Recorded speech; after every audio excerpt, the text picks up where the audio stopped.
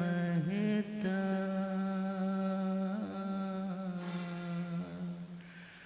सिंहाश सिंधे स्थिता आचार्य जिन शासनोन्नति करा पूज्य उपाध्यायक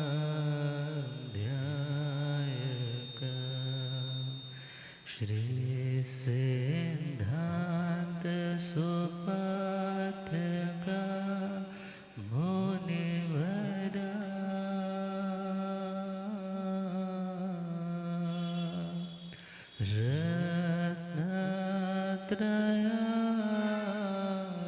रत्नत्रयाराधक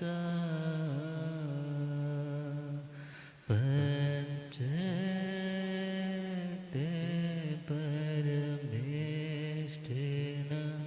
प्रतिदिनं कुर्वन्तु नो मङ्गलं कुर्वन्तु नो मङ्गलम् धम्ममङ्गलमुकुटम् अहिंसा संयमो तवो देवावृतं नमंसन्ते जसधमे स्वयामनो।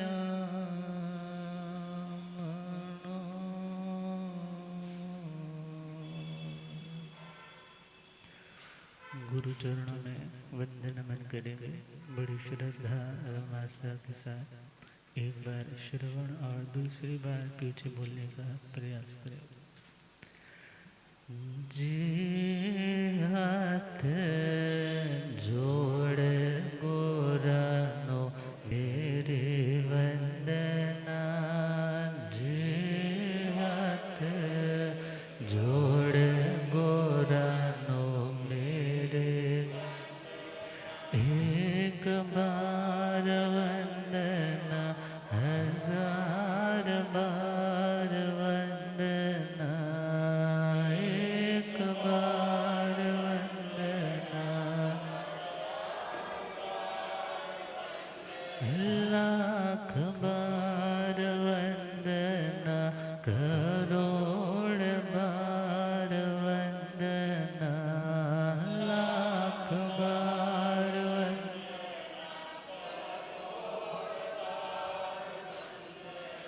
जी हाथ जोड़ गोरानो मेरे वंदना जी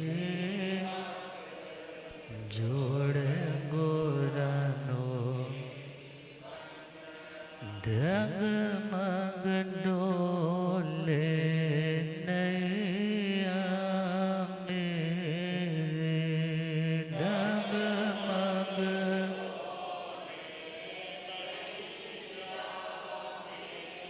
मुझको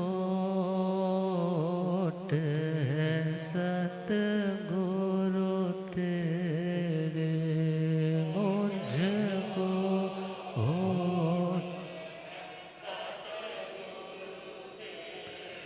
जिया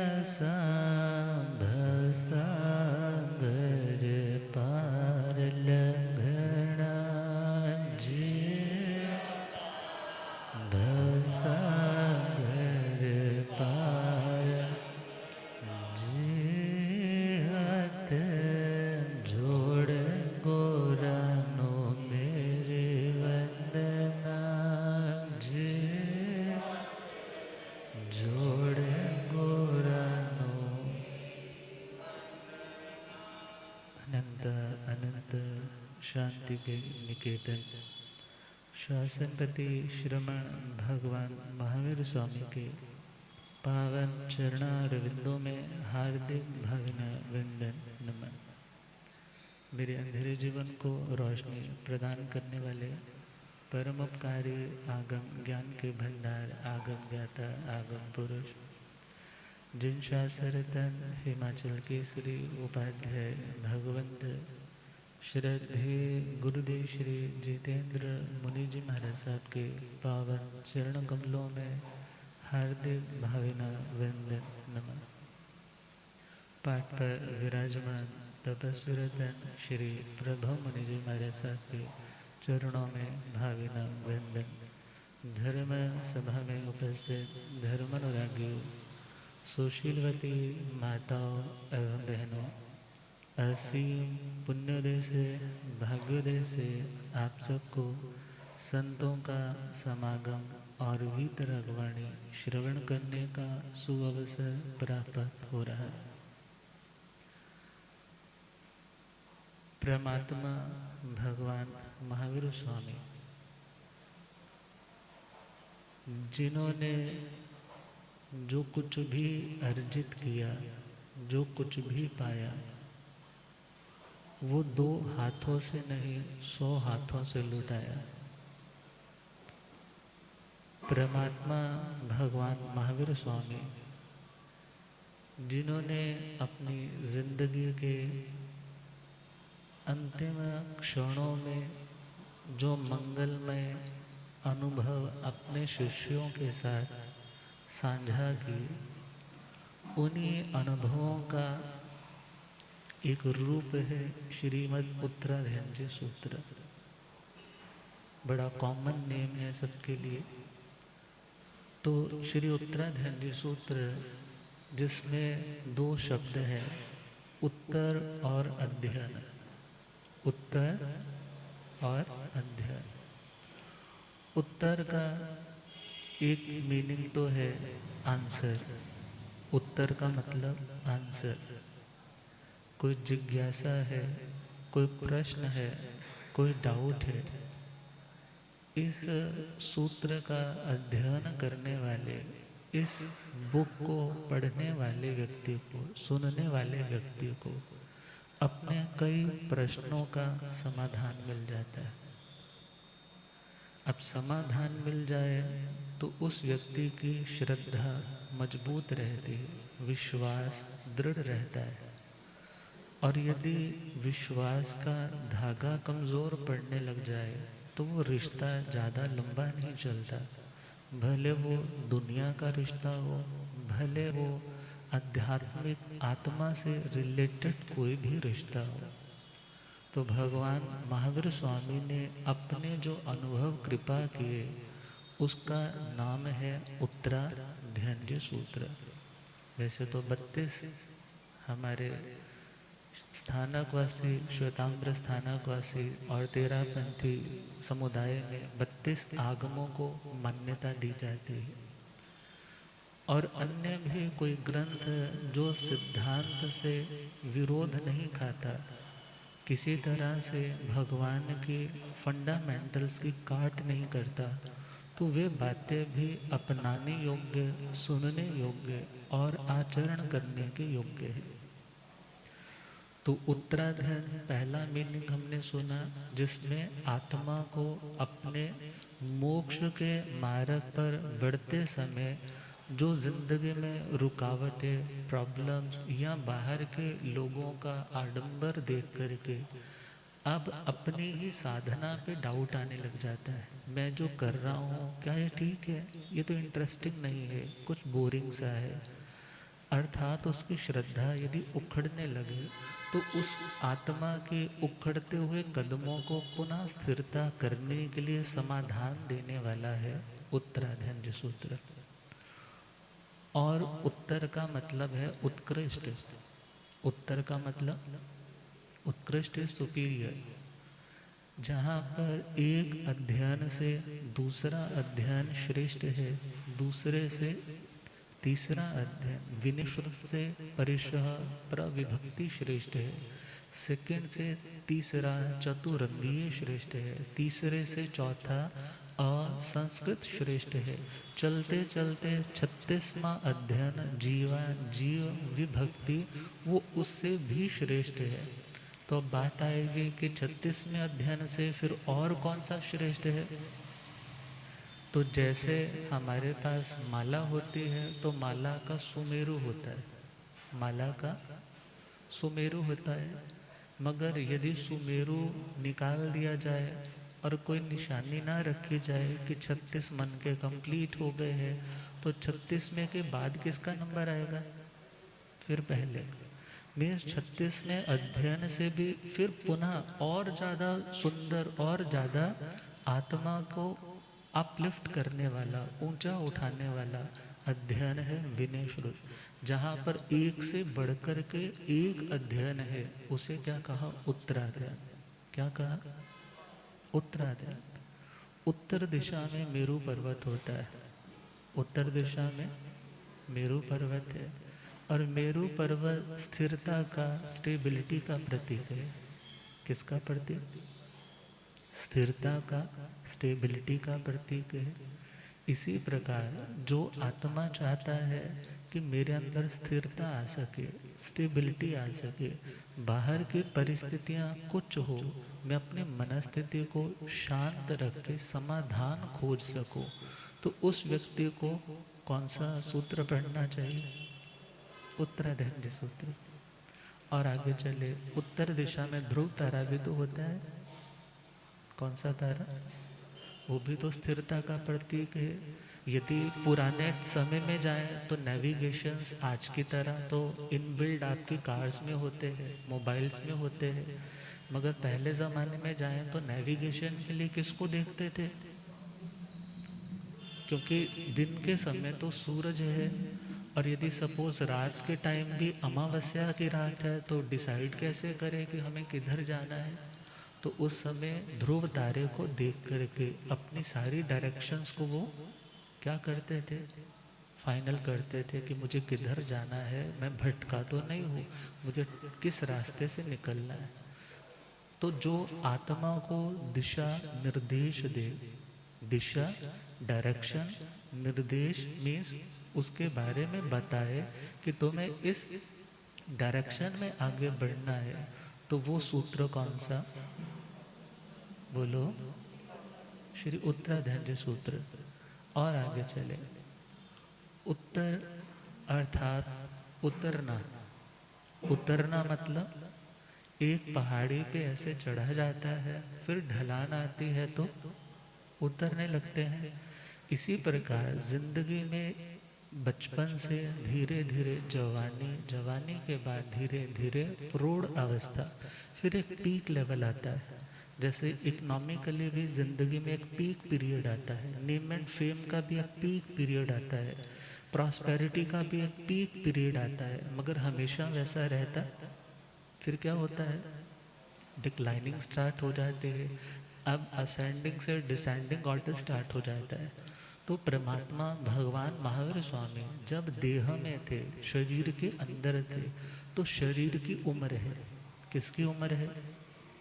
आत्मा और शरीर का जो संबंध है, जितने टाइम तक बना रहे, उसी का नाम उम्र है। उसी का नाम क्या है? अदरवाइज आत्मा तो अजन्मा है।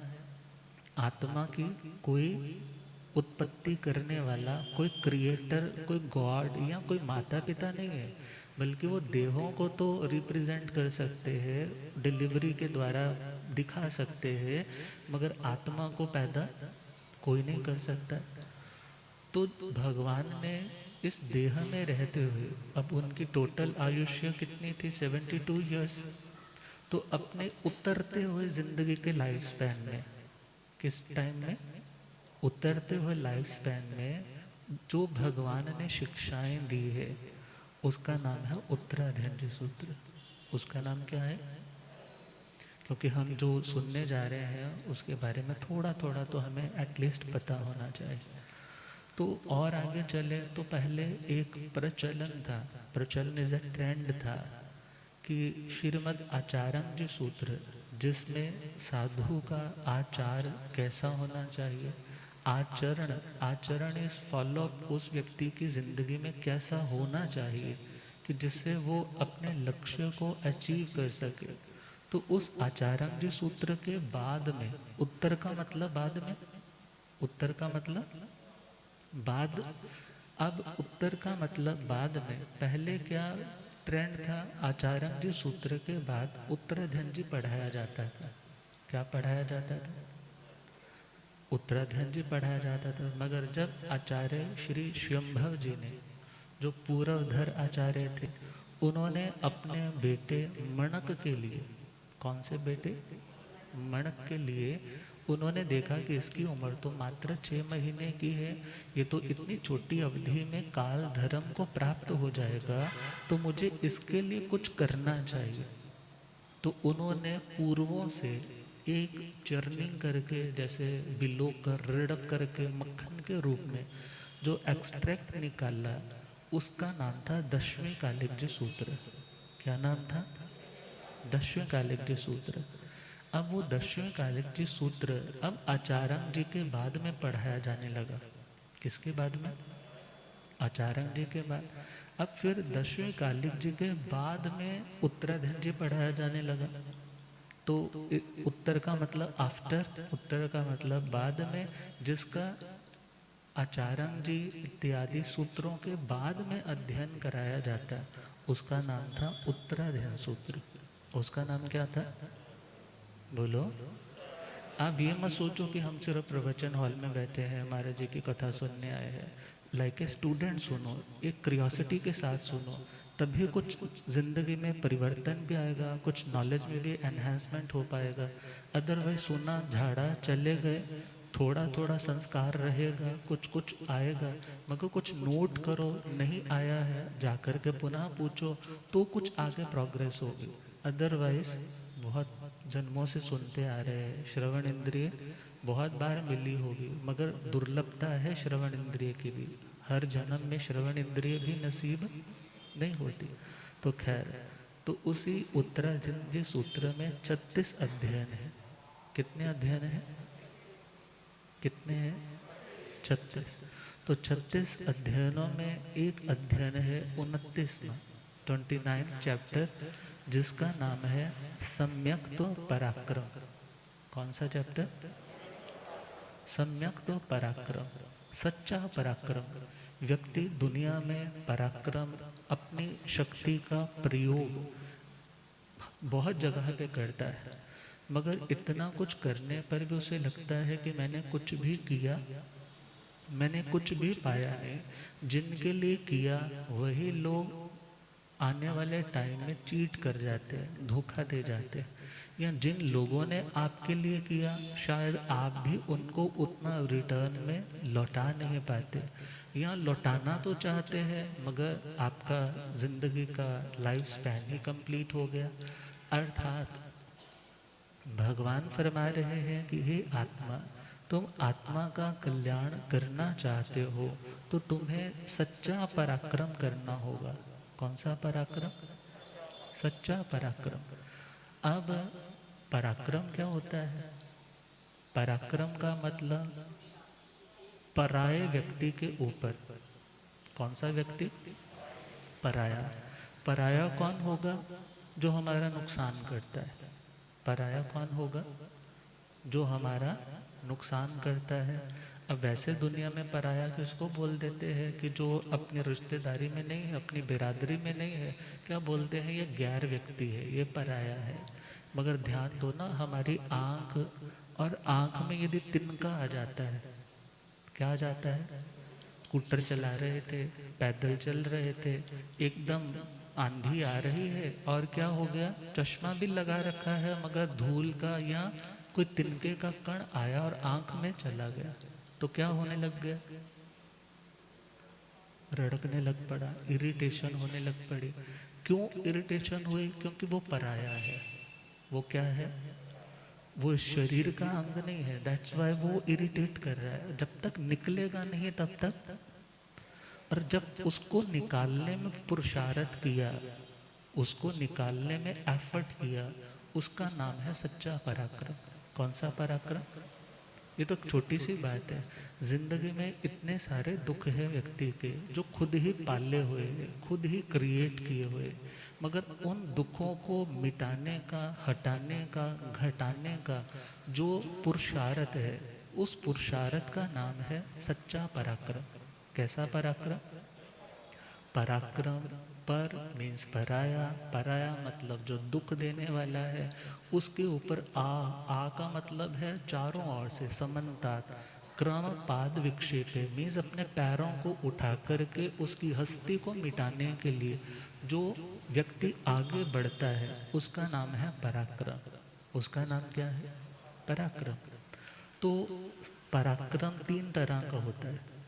कितनी तरह का? मुश्किल लगे तो भले तब आंसर मत करना, मुझे पता लग जाए कि मैं और थोड़ा इजी कर दूं। तो पराक्रम 3 तरह का। कितनी तरह का?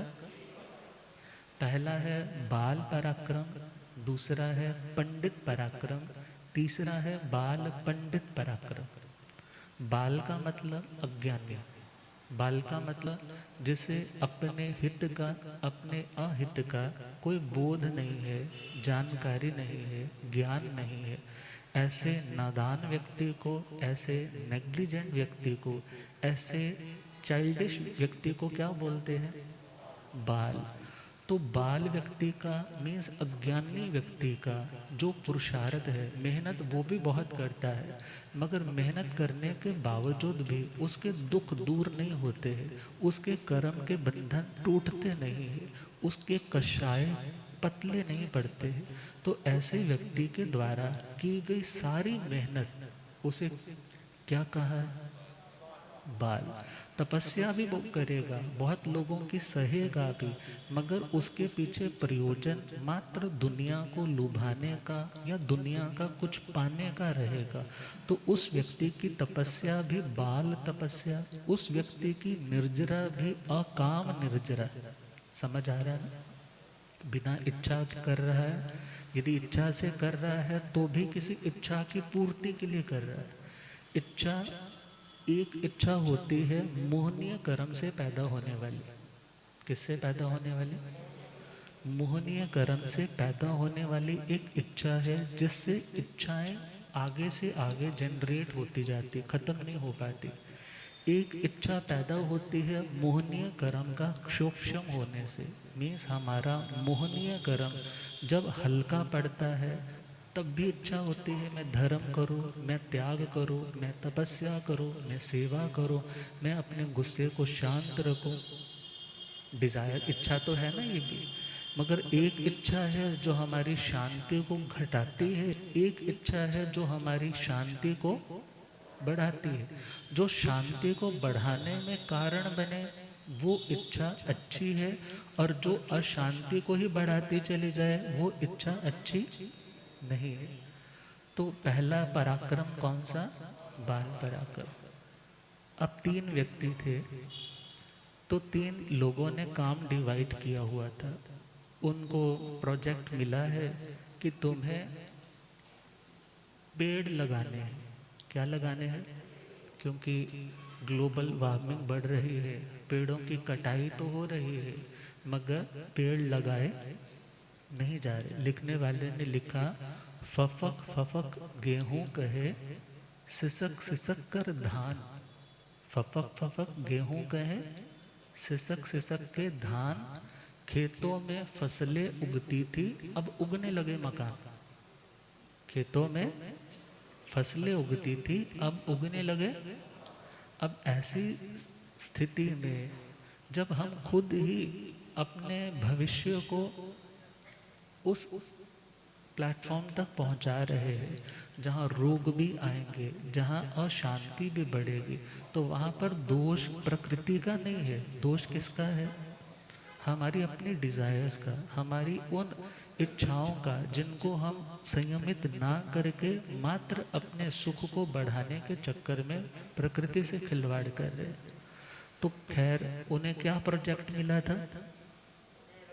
पेड़ लगाने का। तो 3 लोग थे, तो तीनों ने डिवाइड कर लिया कि पहला बंदा गड्ढा खोदेगा, दूसरे ने कहा कि मैं उसमें बीज डाल दूंगा, तीसरा बोला जो मिट्टी बाहर निकाली है मैं उसको बोलो दोबारा से ऊपर डाल दूंगा। तो टाइम आने पर पानी वगैरह की जो व्यवस्था होगी तो हमारा काम इतना है। एक दिन क्या हुआ, गड्ढा खोदने वाला भी प्रेजेंट है, मिट्टी भरने वाला भी प्रेजेंट है, मगर बीज डालने वाला प्रेजेंट अब वो लोग काम तो कर रहे हैं, क्या कर रहे हैं, एक गड्ढा खोद रहा है और तीसरे वाला क्या कर रहा है, तो वहां कुछ लगेगा? बोलो, दुनिया के काम किसके समान है? दुनिया के काम किसके समान है? कितनी मेहनत करते हैं, गड्ढा खोदने की तरह मेहनत करते हैं, मगर धर्म का, सद्बोध का कोई बीज नहीं डालते हैं। फिर गड्ढा बढ़ते हैं, मर जाते हैं, क्या कमाया? तो भगवान कहते हैं ऐसे जिंदगी का पराक्रम सच्चा पराक्रम नहीं है। ऐसे लोगों का पराक्रम कौन सा पराक्रम है? बाल पराक्रम, खा लिया, पी लिया, घूम लिए, ये आत्मा के मुक्ति का कोई कारण नहीं बनने वाला है। अब अगला पराक्रम कौन सा? पंडित पराक्रम। कौन सा पराक्रम? पंडित किसे बोलते हैं? जिसने चोटी रखी हो, तिलक लगाया हो, कुर्ता पहना हो, धोती पहनी हो, ऐसे वाला नहीं। वो द्रव्य पंडित है। द्रव्य मतलब जो बाहर की वेशभूषा से पंडित जैसा लगे, मगर पंडित का मतलब पंडा तीक्ष्णा, पंडा तीक्ष्णा तत्व विवेचनी बुद्धिर यस्य स पंडित। जिस व्यक्ति की तत्वों को, तत्व का मतलब जो सार चीज है, तत्व का मतलब पंजाबी में कहो ना तत्त, कहते ना तत्त नचोड़े हुए ने, तत्त का मतलब सार। जो सार चीज है, जो निस्सार नहीं है, जो व्यक्ति तत्वों को पहचानता है कि मैं कौन, मेरा कौन, उस व्यक्ति को क्या बोला? पंडित। उसे क्या बोला? उसे पंडित बोला। तो पंडित व्यक्ति का जो पराक्रम है उसे क्या बोला? पंडित पराक्रम। सम्यक दृष्टि का जो इम्प्लीमेंटेशन है, उसका जो व्यवहार है, उसका जो एफर्ट है, उस एफर्ट से क्या होगा? वो स्थिति आएगी, उसे कोई एफर्ट करने की जरूरत नहीं पड़ेगी। मात्र आज की क्रिया से वो अक्रिय दशा तक पहुंच पाएगा। तो उस व्यक्ति के पराक्रम का नाम, आवाज कम होगी मतलब नहीं समझ आ रहा, पंडित पराक्रम। कौन सा पराक्रम? हाँ अब ठीक है। तीसरा, बाल पंडित। बाल का मतलब, बाल का मतलब सर्दी है, माँ बोल रही स्वेटर पहन ले, बाहर बाहर ऐसे मत घूमना, फ्रिज नहीं खोलना, फ्रिज में सिर्फ फ्रूट्स रखे हैं, सब्जियां रखी है, वहां से आइस निकाल करके नहीं खानी है। अब वो मान नहीं रहा, नली बह रही है नाक से, मगर फिर भी खट्टा तला ठंडा वो भी खा रहा है और बाहर भी घूम रहा है। उस व्यक्ति को क्या बोलते हैं? बाल। अब यहाँ टर्म आई है बाल पंडित। बाल का मतलब कुछ नदानियाँ, कुछ शैतानियाँ और कुछ धर्म की जो सच्ची चीज़ें हैं, दोनों चीज़ें जो मिक्सिंग में करता है। मीन्स कुछ दुनिया के वो पाप जो वो जानता है करना नहीं चाहिए, मगर फिर भी उसका इंटरेस्ट नहीं टूट रहा है, उसकी मजबूरियां उसको छोड़ नहीं रही। एक व्यक्ति आया, कहने लगा महाराज मेरे को ना फॉरेन ट्रिप के लिए अपनी बीवी को लेकर जाना पड़ा। मैं लेके जाना पड़ा मतलब, बोला जी एक सोशल प्रेशर होता है। क्या होता है? बोले जब मुझे पता है, जब मैं एरोप्लेन में जा रहा हूँ तो मुझे बार बार लग रहा है मैं कितने जीवों को अनर्थ दंड दे रहा हूँ, बिना किसी प्रयोजन के उनकी क्या कर रहा हूँ?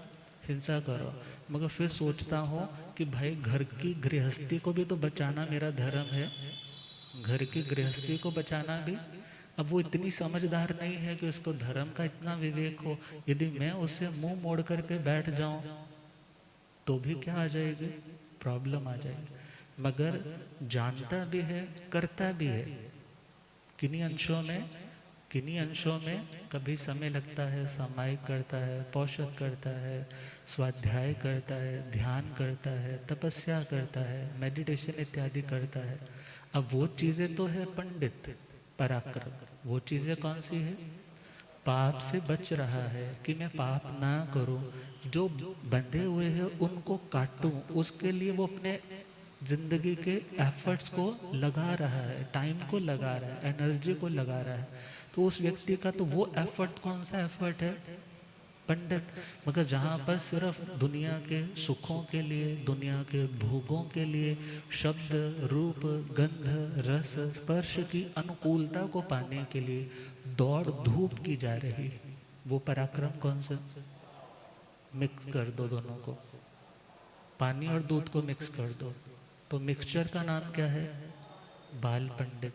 या यूं कहो कनक है, गेहूं है, बीच में कुछ रोड़, कुछ सिट्टे, हाँ, कुछ तूड़ी के कण मिक्स कर दो, तो वो दोनों मिक्सिंग का नाम क्या है?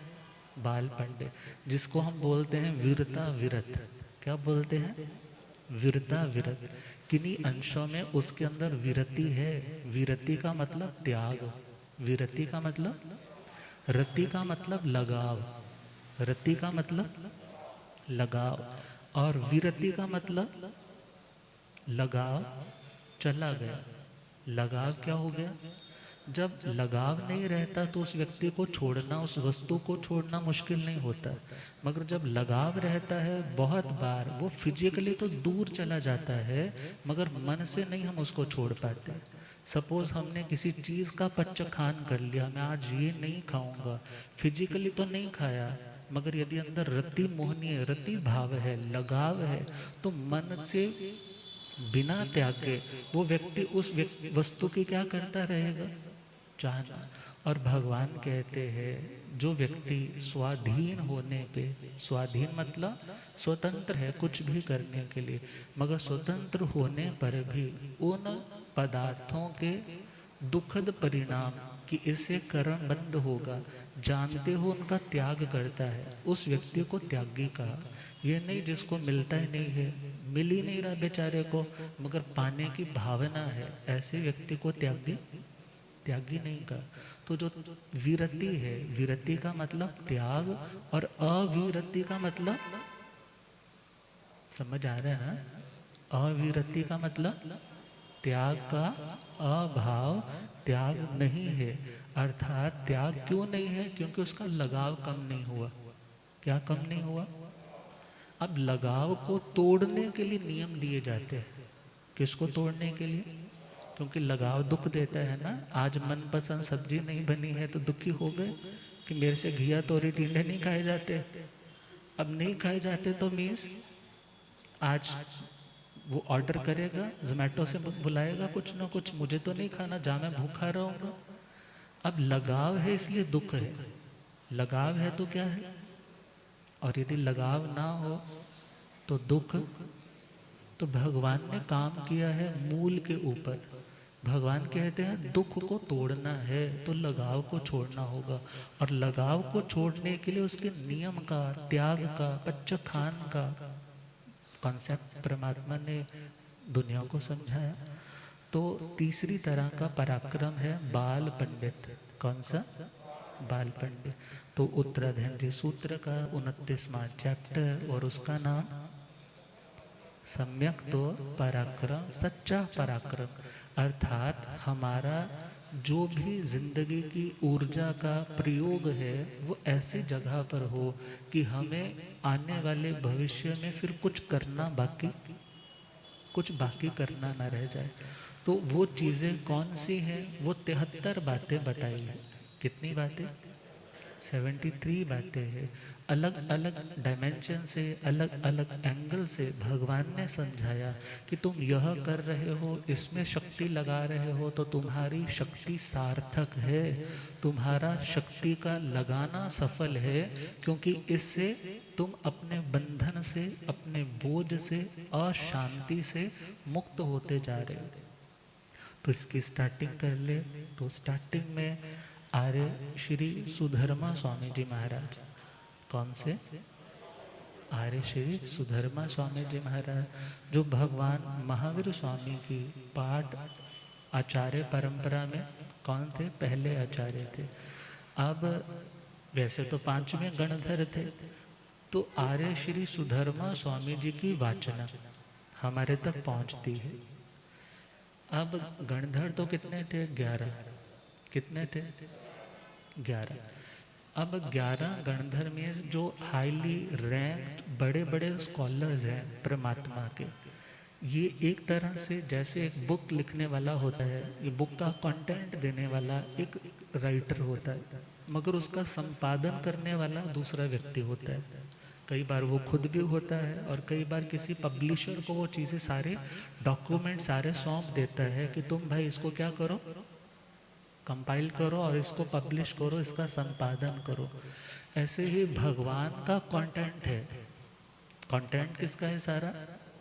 भगवान ने जो कहा वो सारा कंटेंट, मगर उसको पब्लिश करने वाले कौन? गणधर भगवान। तो भगवान की जो बातें थी, भगवान के जो हृदय का भाव था, उसको समझते हुए जिन्होंने क्या किया, उसको आगे पब्लिश किया, उन्हें गणधर कहा। उन्हें क्या कहा? तो भगवान के 11 गणधर थे, मगर 11 में से 9 की वाचनाएं चलती थी। कितनों की? लाइक यूनिवर्सिटी है, यूनिवर्सिटी में 11 बड़े प्रोफेसर्स हैं, और उन 11 प्रोफेसर्स में से आप देखें तो पहले 8, क्योंकि 9 10 11, पहले 7 वालों के तो अपने अपने लेक्चर्स तैयार किए हैं। जैसा भगवान ने कहा था उनको कंपाइल करके उन्होंने प्रेजेंट कर दिया, सूत्र रूप में उन्होंने गूंथ दिया, अर्थ रूप भाव रूप भगवान ने कहा, उन्हें शब्दों की माला में पिरोया किन्होंने? गणधरों ने। अब 7 तो वो थे, फिर 8 9 10 और 11। जैसे स्कूल में होते थे ना, कई बार एक टीचर की छुट्टी होती तो क्लास कंबाइंड हो जाती, होती थी आपके टाइम पे, तो क्लास कंबाइंड हो जाती। तो ऐसे ही 8वें 9वें 10वें और 11वें, इन दोनों के जो लेक्चर्स थे 8वें 9वें के दोनों के एक तरह के लेक्चर्स, 10 और 11 के दोनों के लेक्चर्स एक जैसे। तो टोटल 9 तरह की वाचनाएं चलती थी। कितनी तरह की? 9 तरह के लेक्चर्स आगे चलते रहे, मगर टाइम आने पे अलग अलग तरह से विचरण भी हुआ, आचार्य भी अपनी अपनी परंपरा से चलते रहे। मगर एक टाइम आया जब लगा कि अब स्मृति कमज़ोर हो रही है। क्यों? क्योंकि पुण्य क्षीण हो रहा होगा ना आने वालों का, इसलिए वो चीज़ें संभल भी नहीं रही है। डाइट वैसी सॉलिड नहीं है कि ब्रेन को मिल सके, क्योंकि ब्रेन के अंदर दोनों चीज़ें होती है, पहला ग्रहण शक्ति, दूसरा धारणा शक्ति। पहला ग्रहण शक्ति, दूसरा धारणा शक्ति। ग्रहण का मतलब है किसी चीज़ को लिया और ग्रहण कर लिया। अब सपोज करो पुराने टाइम में दाने पुनवाने के लिए जाते थे, फिर उसको क्या बोलते थे, इस पे ना गुड़ लगवा करके ले आना। अब फिर उसको किस में बांध के लेकर आते? कपड़े में, चुन्नी में बांध करके लेकर के आते। अब यदि कपड़ा बोदा हो चुका है, कपड़ा घिसा हुआ है, तो उसको बांधेंगे तो क्या हो जाएगा? वो ग्रहण तो कर लिया, मगर लंबे टाइम तक उसको टिकाए कौन रख पाएगा? जिसके अंदर धारणा शक्ति होगी, जिसके अंदर धारणा शक्ति होगी। तो उन्होंने देखा कि ग्रहण शक्ति और धारणा शक्ति ये दोनों कमज़ोर हो रही है। तो इसलिए अब हमें क्या करना चाहिए? इन्हें लिपिबद्ध करना चाहिए, इन्हें लिखना चाहिए। भले उस टाइम 500 आचार्यों ने मिलकर के, आचार्य देवरधि गणी क्षमा श्रमण जी महाराज, उनकी अध्यक्षता में वल्लभी नगरी में कॉन्फ्रेंस में आए। सब लोग वहाँ पे उन्होंने पार्टिसिपेट किया अपने अपने शिष्यों के साथ। और भगवान के निर्वाण के 980 साल के बाद, कितने सालों के बाद? 980 सालों के बाद वो काम स्टार्ट हुआ, और लगभग 12 साल का समय वहाँ पर उनको वहीं पर लगा। और अलग अलग जो सुना था टैली कर रहे हैं, क्योंकि श्रुत परंपरा थी, सुन करके ही याद रखते थे, रिवाइज करते थे। लिखा इसलिए नहीं जाता था कि प्रमाद बढ़ेगा, परिग्रह वस्तु पन्नों का संग्रह बढ़ेगा, स्याही बरतनी पड़ेगी, और उसकी प्रतिलेखना परिमार्जना रेगुलर करनी पड़ेगी। तो ये प्रमाद ना बढ़े, इसलिए उन्होंने लिखने का काम नहीं किया। ये नहीं लिखने के साधन भगवान के टाइम अवेलेबल नहीं थे, मगर उन्होंने क्या सोचा, साधन कम होंगे तो अपने आप व्यक्ति अपने दिमाग का प्रयोग अच्छे से बखूबी करेगा। मगर जब आचार्यों ने देखा कि अब वो एबिलिटीज लैक कर रही है, कम होती जा रही है। अब हमें लिखने का काम करना हो। कुछ आचार्यों ने विरोध किया कि हम तुम्हारे साथ नहीं, मगर देवर्धि गणिक क्षमा श्रमण जी ने कहा कि अब हमें भविष्य की रक्षा के लिए यह कदम उठाना पड़ेगा जिसमें भले दोष है मगर लाभ बहुत ज़्यादा है। क्या है? लाभ बहुत ज़्यादा है। तो चीज़ें कंपाइल होते होते होते होते आज तक हमारे पास जो पहुंची है वाचना, वो आर्य श्री सुधर्मा स्वामी जी की वाचना है। और उसको फाइनली कंपाइल किन्होंने किया? आचार्य श्री देवर्धि गणी क्षमा श्रमण जी में। गुरुदेव पधारे। हो रब मेरा सतगुरु बन के आया मैनो, हो रब मेरा सतगुरु बन के आया मैनो,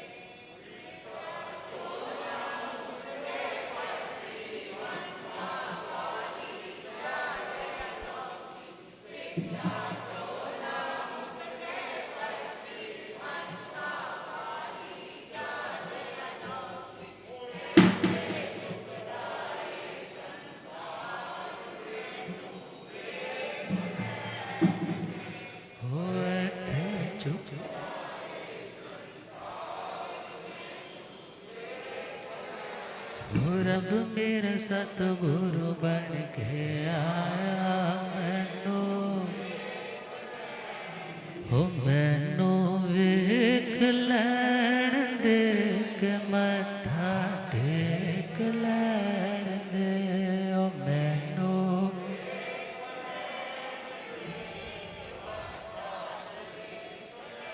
हो रब मेरा सतगुरु बन के आया मैनो,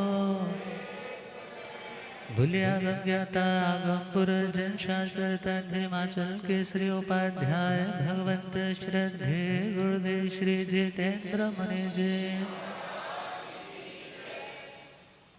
तो स्टार्टिंग सूयम में आउसम, सूयम में आउसम। आर्य श्री सुधर्मा स्वामी जी महाराज, आर्य श्री जम्बू स्वामी जी महाराज को कह रहे हैं कि मैंने भगवान महावीर स्वामी से सूयम में सुना, हे आयुष्मान मैंने ऐसा भगवान से सुना। भले वो खुद द्वादशांगी वाणी के रचयिता है, हाँ, अब ऐसे चार ज्ञान के तो भले हम ऐसे अनाउंस प्रॉपर नहीं करते, मगर जो अतिशय ज्ञान के धारक है, जो त्रिपति को सुन करके भगवान की वाणी को आगे विस्तृत रूप प्रदान करने वाले हैं, ऐसे महामुनीश्वर भी क्या कह रहे हैं? मैंने ऐसा भगवान से गुरु भक्ति। जहाँ भक्ति होती है वहाँ व्यक्ति क्रेडिट खुद को नहीं देता, किसको देता है? और वो क्रेडिट देने की परंपरा वो सिखा रहे हैं अपने शिष्य को कि तुम कितने भी लायक बनो, मगर किसको क्रेडिट दो? भगवान। तो वो सारी बातें कि कैसे कैसे भगवान से सुना, वो 10 पॉइंट्स इस अध्ययन में प्रवेश करने के, जैसे चित्तौड़गढ़ किले में जाना है तो कई कई गेट्स आते हैं, तो उस लेवल तक, हाईएस्ट लेवल तक 73 बोलों की यात्रा करनी है। तो उन 10 बातों को हम सुनेंगे, तो कुछ पंक्तियां गुनगुनाएंगे। ओ सतगुरु प्यारिया सानो वे पिला दे थोड़ी नाम दे, ओ सतगुरु प्यारिया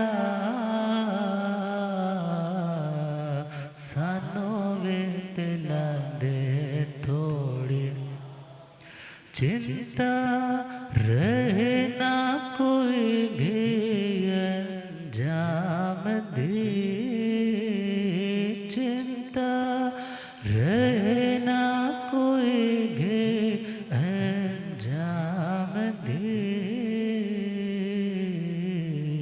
सानू वे पिला दे थोड़ी नाम, माया पीछे दौड़ दौड़ तन थक चले आ, माया पीछे दौड़ दौड़ तन मेरी मेरी कर दया मन अक चले आ, मेरी मेरी कर दया मन अक सुता कदे भी न नींद आराम दे, सुता कदे भी न नींद आराम दे, सानू वे पिला दे थोड़ी नाम दे, ओ सतगुरु प्यारिया सानू वे पिला दे थोड़ी, दान पुण्य किते कई तीर्थात जाके, दान पुण्य किते कई तीर्थात, बार बार वेख आया गंगा चे नहा के, बार बार वेख आया गंगा चे न, मैल उतरी न मन बेईमान दे, मैल उतरी न मन बेईमान दे, सानू वे पिला दे थोड़ी नाम दे, ओ सतगुरु प्यारिया सानू वे पिला दे थोड़ी। तब श्रद्धेय गुरुदेव के पावन श्रीमुख से मंगल में जिनवाणी का रस आस्वादन करें इन्हीं भावों के साथ। ओम शांति।